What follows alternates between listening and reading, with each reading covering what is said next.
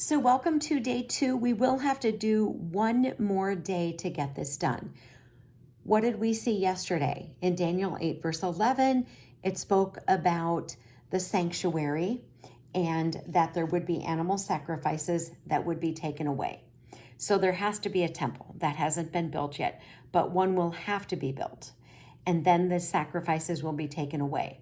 It goes on to say in Daniel 13, it speaks about how long will these daily sacrifices, the transgression of desolation, how long is all of that going to go on? And it says in Daniel 8:14, and he said to me, for 2,300 days, then the sanctuary will be cleansed.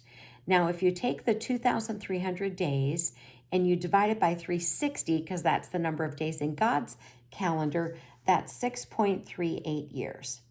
Then we see in Daniel 8 that there is an interpretation of the vision. And the important thing I wanted to mention about that is in Daniel 8:17, it says that the vision refers to the end of time. So we know once we see that, we're nearing the end of time. Okay, so starting here in Daniel 9. So there are a lot more covenants in the scriptures than I thought there were. There's a whole bunch. I had no idea there were that many.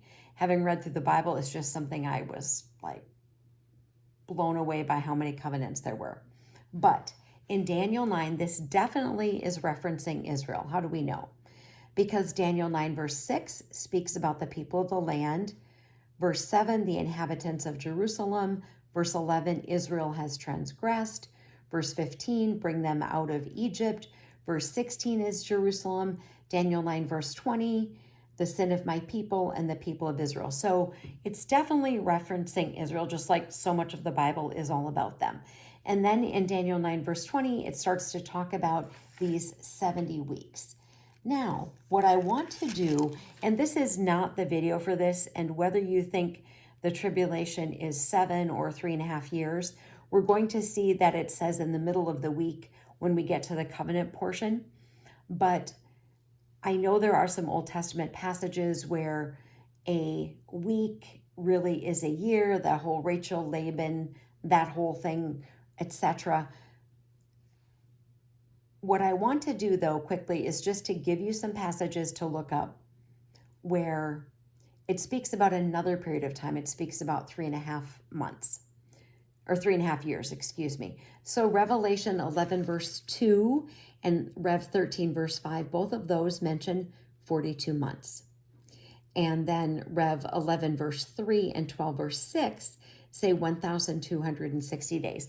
I know we've talked about that before, but if you take the 1,260 divided by 360 on God's calendar, that's 3.5 years.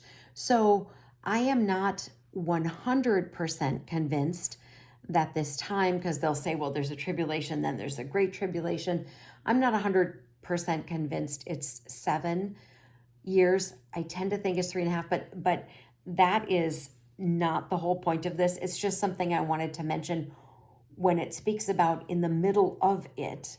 If it's 3.5, we're looking at something different. So that was the whole purpose of mentioning that. Also, Daniel 12 verse 7 says times, and half a time, and that's 3.5 as well. So it's just an aside, and whether you think it's 7 or 3.5, that's not really a point, but I need to mention that because it says in the middle of the week, and if it's 3.5 and a week is referencing a year, you see what I mean. So, all right, so let's move on here to the passage that we want to get to.